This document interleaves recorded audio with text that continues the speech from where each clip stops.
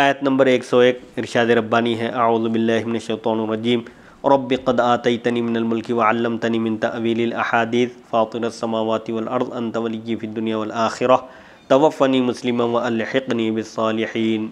हज़रत यूसुफ़ अलैहिस्सलाम दुआ किए, ए मेरे परवरदिगार, ए मेरे रब, अता फ़रमाया तूने मुझे ये मुल्क, ये बादशाहत, नीस तूने सिखाया मुझे बातों के अंजाम का इल्म, यानी ख्वाबों की ताबीर। ऐ बनाने वाले आसमानों और ज़मीन के, तू ही मेरा कारसाज है, तू ही मेरे काम बनाने वाला है दुनिया में और आखिरत में। मुझे वफ़ात दे दरा हाल ये कि मैं मुसलमान हूँ, इस्लाम की हालत में मुझे उठा, वफ़ात दे और मिला दे मुझे नेक बंदों के साथ, यानी इस्लाम पर वफ़ात अता फ़रमा और नेक लोगों के क़ुर्बो जिवार में जगह अता फ़रमा। ऐ मेरे रब, तूने मुझे मुल्क अता फ़रमाया, यानी मिस्र की बादशाहत अता फ़रमाई।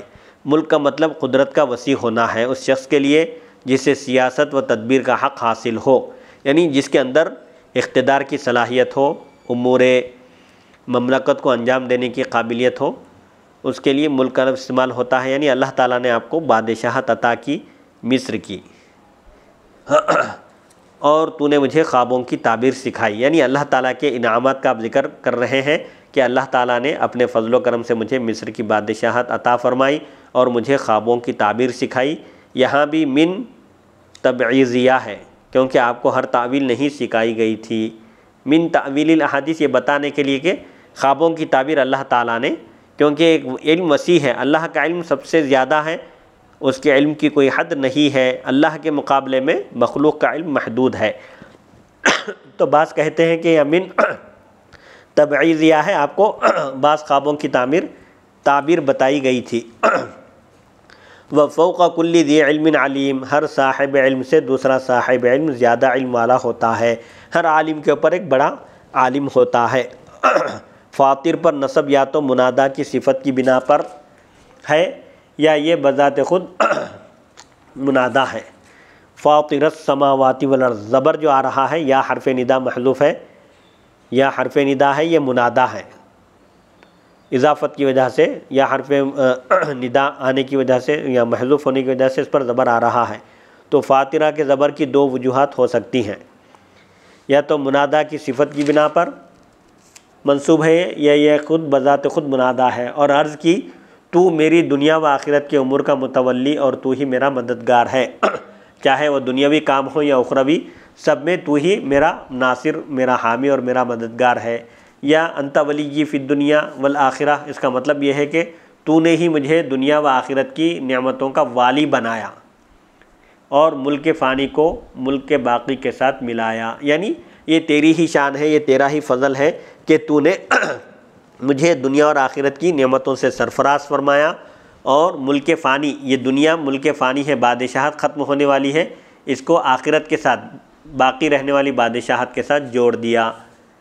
अंत वलिय्यी फ़िद दुनिया वल आखिरह तवफ़्फ़नी मुस्लिमन व अल्हिक़नी बिस्सालिहीन, और मेरी रूह कब्ज़ कर दरा हाल ये कि मैं मुसलमान हूँ, यानी इस्लाम की हालत में मुझे वफ़ात दे और मिला दे मुझे नेक बंदों यानी अम्बिया के साथ, क्योंकि सलाह का कमाल इस्मत है और ये अम्बिया के साथ ख़ास है। सलाह का कमाल क्या है? तमाम सगायर और कबायर से महफूज रहना।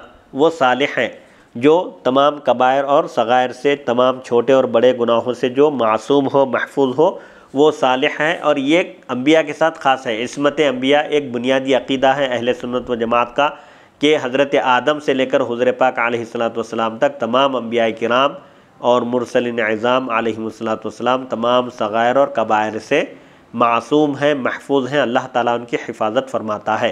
तो ये इस्मत अम्बिया के साथ ख़ास है। क़तादा फरमाते हैं नबियों में से किसी ने भी सिवाय हज़रत यूसुफ़ अलैहिस्सलाम के मौत का सवाल नहीं किया, यानी किसी पैगम्बर ने वफ़ात का सवाल नहीं किया। हवाले के लिए देखिए मालिम तंज़ील जिल्द 3 सफ़हा 329। मगर यह कौल काबिल गौर है क्योंकि हुज़ूर नबी करीम सल्लल्लाहु अलैहि वसल्लम ने अपने विसाल बाकमाल के मौके पर आपने अल्लाह ताला से अर्ज़ किया था, अल्लाहुम्मा रफ़ीक़ल आला, ऐ अल्लाह ताला मुझे रफ़ीक़ आला पसंद है, यानी मुझे मैं रफ़ीक़ आला को इख्तियार करता हूँ। रफ़ीक़ आला से मुराद अल्लाह ताला के दीदार का मैं मुश्ताक़ हूँ। आपने अपने विसाल के वक़्त ये कलिमा फ़रमाया था। हज़रत आयशा सिद्दीक़ा रज़ियल्लाहु अन्हा से मरवी है, फ़रमाती हैं मैंने सुना था कि किसी नबी पर मौत नहीं आती यहाँ तक कि उन्हें दुनिया व आखिरत का इख्तियार दिया जाता है। यानी जब तक आम लोगों की मौत का मामला ये है कि उनकी मर्ज़ी और उनका इख्तियार नहीं देखा जाता, वहाँ उनकी मर्ज़ी के बग़ैर उनकी रूह कब्ज़ कर ली जाती है। लेकिन अम्बिया का मामला सबसे जुदा है, क्योंकि वह अल्लाह के महबूब और मुक़र्रब बंदे होते हैं। जब तक मलकुल मौत हज़रत इज़राइल अलैहिस्सलाम उनसे इजाज़त नहीं लेते, वो उनकी रूह कब्ज़ नहीं करते। अल्लाह ताला पहले अम्बिया को इख्तियार देता है कि अगर वो दुनिया में रहना चाहते हैं तो अल्लाह ताला उनको मौका देता है, और अगर वो अल्लाह के पास आना चाहते हैं यानी दुनिया से पर्दा फरमाना चाहते हैं तब उनकी रूह कब्ज़ की जाती है। ये अम्बिया की खुसूसियत है, इससे अम्बिया का इख्तियार भी मालूम होता है। फरमाती हैं हज़रत आयशा सिद्दीक़ा रज़ियल्लाहु ताला अन्हा, रसूलुल्लाह सल्लल्लाहु अलैहि वसल्लम को मरज़ुल विसाल में सख्त तकलीफ़ लाहिक़ हुई। जिस बीमारी में आपका विसाल हुआ उसमें आपको सख्त तकलीफ़ हुई, तो मैंने आपको ये पढ़ते हुए सुना। आप उस वक़्त ये पढ़ रहे थे जिस वक़्त आपका विसाल बाकमाल होने वाला था। अनअमल्लाहु मअल्लज़ीना अनअमल्लाहु अलैहिम मिनन नबिय्यीन व सिद्दीक़ीन व शुहदाኢ व सालिहीन व हसुन उलाइका रफ़ीक़ा। यानी अल्लाह ताला मेरा हश्र उन लोगों के साथ फरमाए जिन पर उसने इनाम किया, यानी अम्बिया और सिद्दीक़ीन, शुहदा और सालिहीन के साथ, और इन लोगों की रिफ़ाक़त संगत कितनी बेहतरीन है। तो हज़रत आयशा फरमाती हैं आपको जब मैंने ये पढ़ते हुए सुना तो मुझे यकीन हो गया कि आपको इख्तियार दिया गया है, यानी अब आपके विसाल का वक्त क़रीब आ गया है, आपको इख्तियार दिया गया दुनिया और आखिरत के दरमियान, तो आपने आखिरत को इख्तियार फरमाया। हवाले के लिए देखिए सही मुस्लिम बाबू फ़ज़ाइल आयशा जिल्द 2 सफ़ा 286। इस हदीस को शेखैन यानी इमाम बुखारी इमाम मुस्लिम ने सहीहैन बुखारी मुस्लिम में और इब्न साद ने रिवायत किया है। इस क़िस्से में यह है कि जब अल्लाह ताला ने हज़रत यूसुफ़ अलैहिस्सलाम पर तमाम ख्वाहिशात मुकम्मल फरमा दी, उनके तमाम मक़ासिद उनको अता किए और उनके वालिदैन और अहल व अयाल को उनसे मिला दिया, तो आपने रब का इश्तियाक़ किया, रब के दीदार का, रब की मुलाकात का शौक़ ज़ाहिर किया और ये दुआ मांगी थी। हसन फरमाते हैं इसके बाद आप बहुत से साल हयात रहे थे। दूसरे उलमा ने लिखा है इस दुआ के बाद भी आप एक तवील अरसे तक हयात रहे। दूसरे उलमा ने लिखा है कि जब आपने ये दुआ मांगी थी तो 1 हफ़्ते बाद आपका विसाल बाकमाल हो गया था। इमाम बग़वी फरमाते हैं उलमा का इस बारे में इख्तिलाफ़ है कि हज़रत यूसुफ़ अलैहिस्सलाम कितनी मुद्दत अपने वालिद से जुदा रहे थे, गायब रहे थे, कितना तवील अरसा था वो, कितनी मुद्दत थी। कल भी फरमाते हैं वो मुद्दत 22 साल थी, बाद ने फरमाया 40 साल थी। हज़रत हसन फरमाते हैं हज़रत यूसुफ़ अलैहिस्सलाम को कुएं में डाला गया तो आपकी उम्र मुबारक 7 साल थी और 80 साल अपने वालिद से आप जुदा रहे, और हज़रत याक़ूब अलैहिस्सलाम की मुलाकात के बाद आप 23 साल ज़ाहिरी हयात के साथ रहे, और जब आपका विसाल बाकमाल हुआ तो उस वक़्त आपकी उम्र शरीफ 120 साल थी। और तौरात में 110 साल का ज़िक्र है, यानी तौरात में आपकी उम्र 110 साल बताई गई। और अज़ीज़ मिस्र की बीवी से हज़रत यूसुफ़ के 3 बच्चे हुए थे, यानी अज़ीज़ मिस्र की जो अहलिया थी ज़ुलेखा, अज़ीज़ मिस्र के इंतकाल के बाद उनकी शादी उनका निकाह हज़रत यूसुफ़ से हुआ, और हज़रत यूसुफ़ के उनसे 3 लड़के हुए थे, अफ़राइम, मीसा, 2 बेटे और एक बेटी रहमत जिनका नाम था। ये बेटी हज़रत अय्यूब अलैहिस्सलाम के अक़द में आई थी। हज़रत यूसुफ़ अलैहिस्सलाम की ये साहिबजादी हज़रत अय्यूब अलैहिस्सलाम के निकाह में आई थी, और अफ़राइम की औलाद से यूशा बिन नून साहिब मूसा थे, जो मूसा अलैहिस्सलाम के बाद जिन्होंने बनी इसराइल की बागडोर संभाली थी, दावतो इरशाद का फ़रीज़ा अंजाम दिया था। बाज़ उलमा फरमाते हैं यूसुफ़ अलैहिस्सलाम अपने वालिद के विसाल के बाद 60 साल ज़िंदा रहे, 60 ईयर्स अब हयात रहे। बाज़ ने ज़्यादा साल लिखे हैं, 60 से भी ज़्यादा लिखे हैं। इसके मुतालिक मुख्तलिफ़ अक़वाल हैं कि हज़रत याक़ूब अलैहिस्सलाम के विसाल के कितने साल के बाद हज़रत यूसुफ़ अलैहिस्सलाम का विसाल हुआ। आपका विसाल हुआ तो आपकी उम्र मुबारक 120 साल थी। संगे मरमर के संदूक में रखकर मार्बल के संदूक में आपका जसद अक़दस रखकर आपको दरियाए नील में दफन किया गया। जब आपका विसाल हुआ तो हर महल्ले वाले झगड़ने लगे कि उन्हें हमारे महल्ले में दफन किया जाए, क्योंकि एक पैगंबर हैं, उनकी बरकत से महल्ला अमनो अमान का मरकज़ बना रहेगा और तमाम आफात व बलियात से महफूज रहेगा। इसलिए हर कबीले महल्ले वाले झगड़ने लगे कि हज़रत यूसुफ़ अलैहिस्सलाम की तदफीन हमारे एरिया में, हमारे इलाके में की जाए, क्योंकि लोग आपकी बरकत की उम्मीद रखते थे कि आपकी क़ब्र अनवर से बरक़ात वो पाना चाहते थे। यहाँ तक कि झगड़ा क़िताल तक पहुँचने लगा। नौबत जंग तक पहुंच गई तो उन्होंने ये तय किया आपस में उस मसले को सुलझाने के लिए कि आपको दरियाए नील में दफन करते हैं जहाँ से पानी मिस्र को पहुँचता है।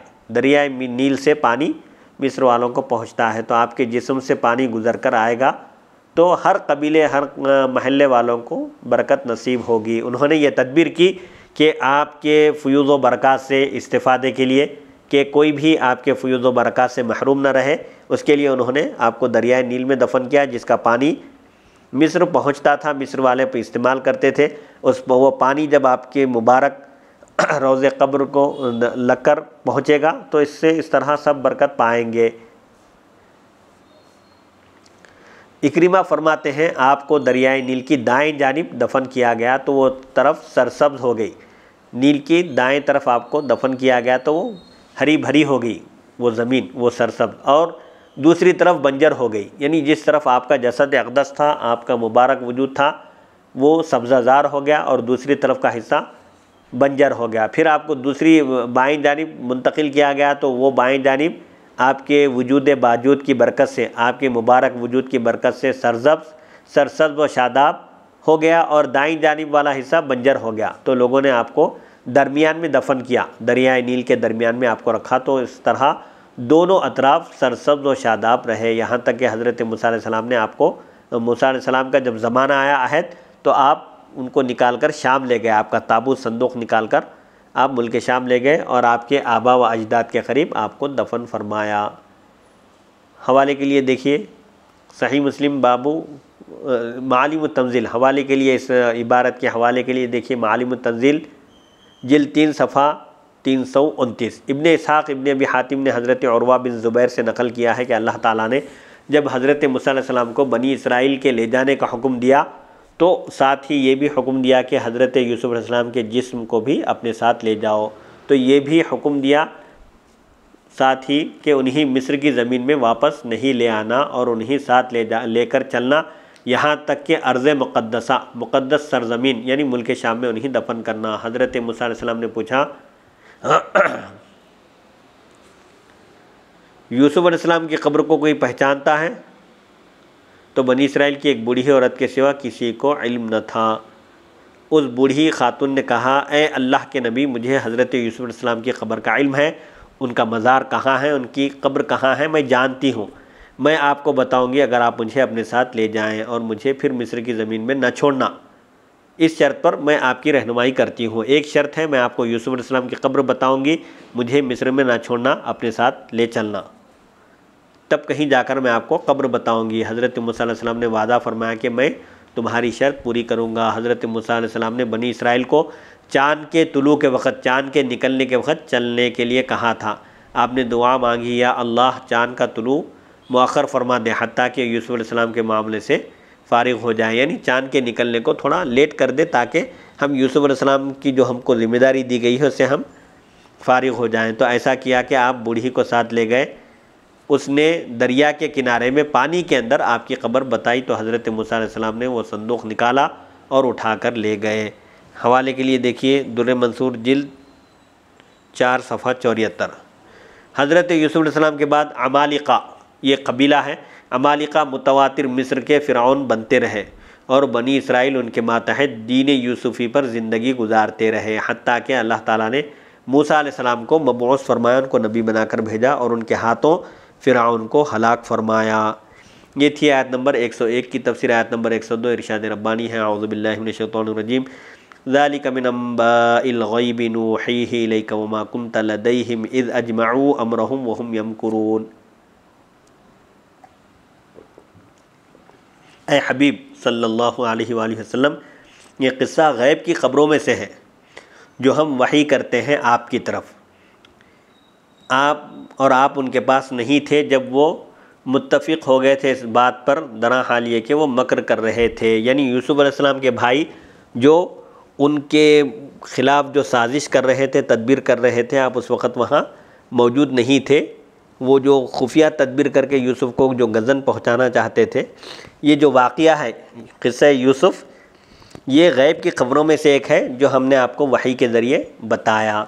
ए प्यारे हबीब सल्लल्लाहु अलैहि वसल्लम, ये हज़रत यूसुफ़ अलैहिस्सलाम का क़िस्सा गैब की ख़बरों में से एक ख़बर है जो हमने आपको वही के ज़रिए बताई है। और हज़रत याक़ूब अलैहिस्सलाम के बेटों ने हज़रत यूसुफ़ अलैहिस्सलाम को कुएं की तारीकियों में फेंकने का पुख्ता इरादा अहद कर लिया था। उस वक़्त आप उनके पास मौजूद न थे। ये थी आयत नंबर 102 की तफसीर। आयत नंबर 103 इरशाद रब्बानी है, आऊज़ु बिल्लाहि मिनश शैतानिर रजीम, वमा अक्सरुन्नासि वलौ हरस्त बिमुमिनीन, और नहीं है अक्सर लोग खाह आप कितना ही क्यों न चाहें ईमान लाने वाले, यानी आप कितने ही हरीस उनके ईमान लाने के ख्वाहिशमंद क्यों ना हो, अक्सर लोग मानने वाले नहीं हैं। ऐ मोहम्मद सल्लल्लाहु अलैहि वसल्लम, आप उन अक्सर लोगों के ईमान पर कितने ही हरीस करें, यानी कितनी ही ख्वाहिश करें और आयात के इजहार में मुबालगा करें, उनकी बताएं, उनकी फरमाइश पर उनको निशानियाँ दिखलाएं, मुबालगा करें, तब भी ये ईमान लाने वाले नहीं हैं, क्योंकि अल्लाह ताला ने उन पर कुफ्र और आग का फ़ैसला फ़रमा दिया है। अल्लाह ताला के इल्म अज़ली में ये लोग काफिर और मुशरिक हैं। आप कितनी ही कोशिश क्यों ना कर लें, उनको निशानियाँ उनकी फरमाइश के मुताबिक उनको निशानियाँ ही क्यों ना बतलाएं, तब भी ये ईमान नहीं लाएंगे। ये थी आयत नंबर 103 की तफसीर। आयत नंबर 104 इरशाद रब्बानी है, औज़ु बिल्लाहि मिनश शैतानिर रजीम, वमा तसअलुहुम अलैहि मिन अजरिन इन हुवा इल्ला ज़िक्रुल लिल आलमीन, और नहीं तलब करते हैं आप उनसे इस हिदायत पर, इस दुरुस्त हिदायत पर कुछ मुआवज़ा आप नहीं मांगते, नहीं है ये मगर नसीहत सारे जहानों के लिए। यानी ये कुरान हुज्जत आम्मा है, आम हुज्जत है, दलील है काफिरों के ख़िलाफ़, और बसीरत व रहमत है मुमिनीन के हक़ में। यानी हुज़ूर पाक अलैहिस्सलातु वस्सलाम रुश्द व हिदायत का फ़रीज़ा अंजाम देने पर तुमसे कोई मुआवज़ा, कोई इवज़ तलब नहीं करते। ये कुरान क्या है, ये सरापा नसीहत है तमाम आलमीन के लिए। इसमें नसीहत और इबरत का सामान मौजूद है। काफिरों के लिए हलाकत है यकीनी तौर पर, और अहले हक़ के, अहले और मोमिनीन के हक़ में ये कुरान सरापा बसीरत, रहमत और मौइज़त व नसीहत है। ये थी आयत नंबर 104 की तफसीर। आयत नंबर 105 इरशाद रब्बानी है, आऊज़ु बिल्लाहि मिनश शैतानिर रजीम, वकअय्यिम मिन आयतिन फिस समावाति वल अर्ज़ि यमुर्रूना अलैहा व हुम अन्हा मुअरिदून, और कितनी ही बेशुमार निशानियाँ हैं जो आसमानों और ज़मीन के हर गोशे में सजी हुई हैं, कायनात के ज़र्रे ज़र्रे में है, जिन पर ये सुबह व शाम गुज़रते हैं। अहले मक्का जिनके पास से सुबह व शाम गुज़रते हैं तिजारत के लिए, और वो उनसे रूगर्दानी किए हुए होते हैं। आयात से इबरत हासिल करने के बजाय, निशानियों को देखकर ईमान लाने के बजाय, ये उनसे बेरुखी इख्तियार करते हैं, अनजान बने फिरते हैं।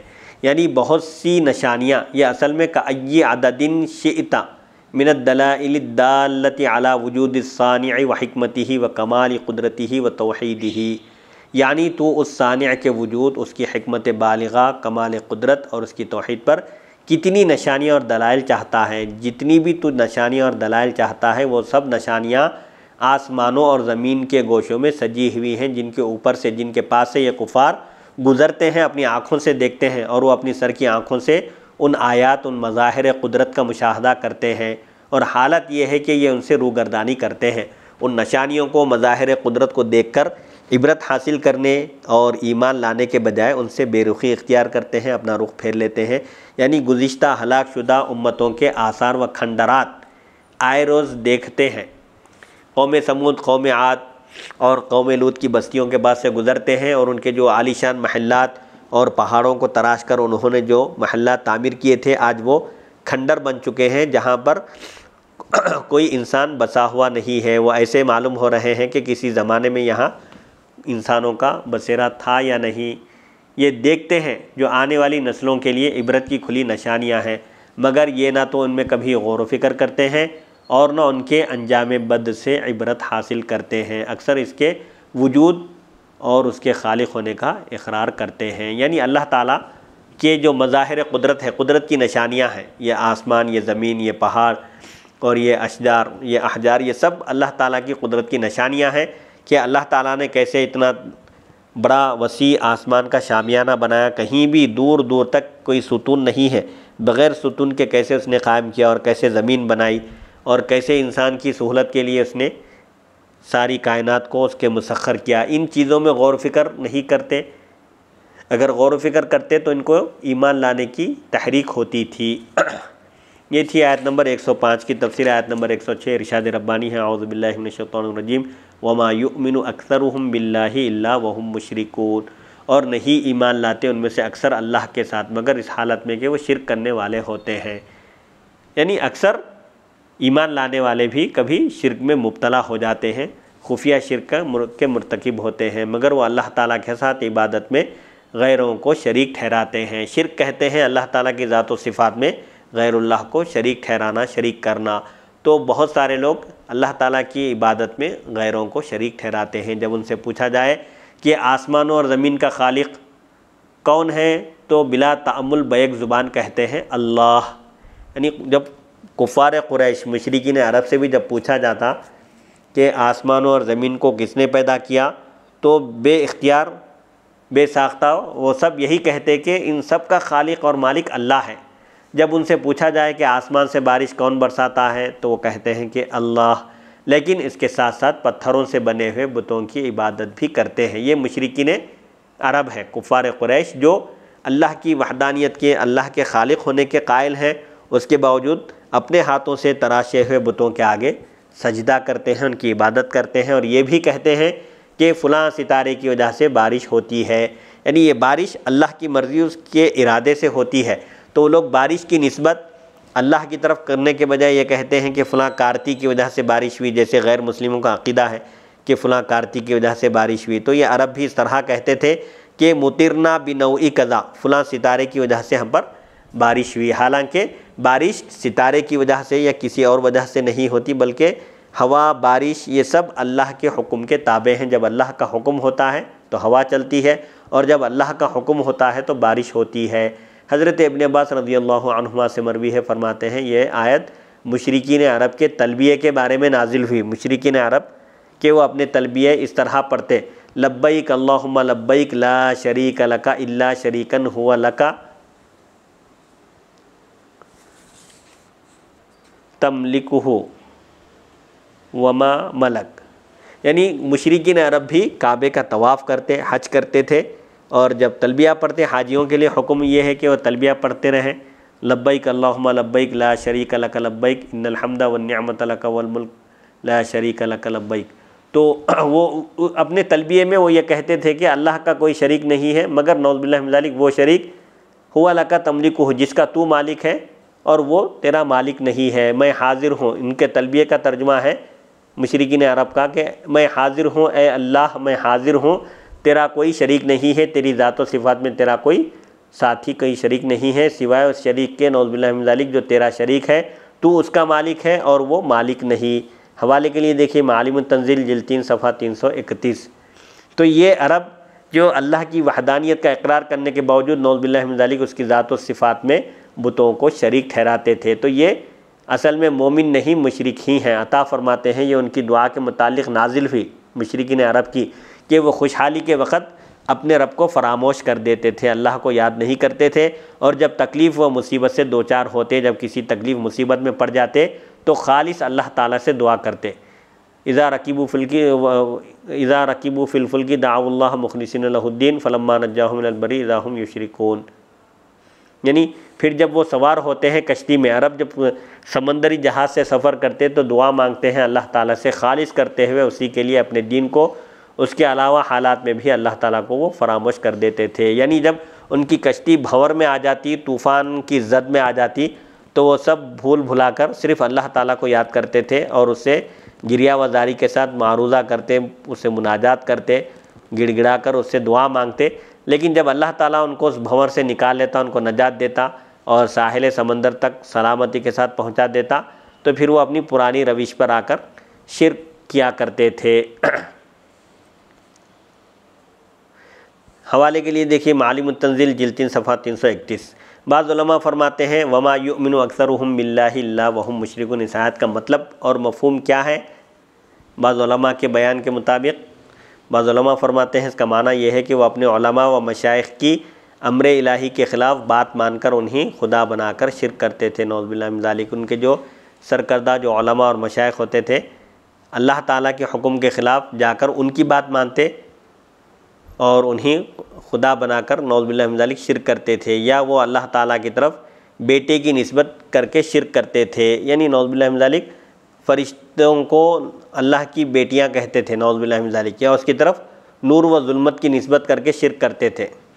और शिरकी अक़वाल ये क़दरिया का कौल भी है जिसमें वो बंदे के लिए तख्लीक़ की कुदरत का इस्बात करते हैं। यानी इसका मतलब बयान करते हुए कहते हैं कि मुशरिकीन अरब अल्लाह ताला की तरफ बेटों की निस्बत करते हैं और मुशरिकीन अरब कुफ़ार कुरैश नऊज़ बिल्लाहि मिन ज़ालिक फ़रिश्तों को अल्लाह की बेटियां कहते थे। ये शिरक है। ये अल्लाह ताला की ज़ात और सिफ़ात में किसी को शरीक ठहराना ये शिरक है और शिरक नाकाबिल माफ़ी गुनाह है। अल्लाह ताला पाक है, उसी के लिए तंज़ीह है, पाकी सज़ावार है। अल्लाह की शान ये है कि अल्लाहु अहद, अल्लाह यकता है, उसका कोई शरीक नहीं है उसकी ज़ात और सिफ़ात में, वो यक्का व तन्हा है। अल्लाहु समद, अल्लाह ही बेनियाज़ है।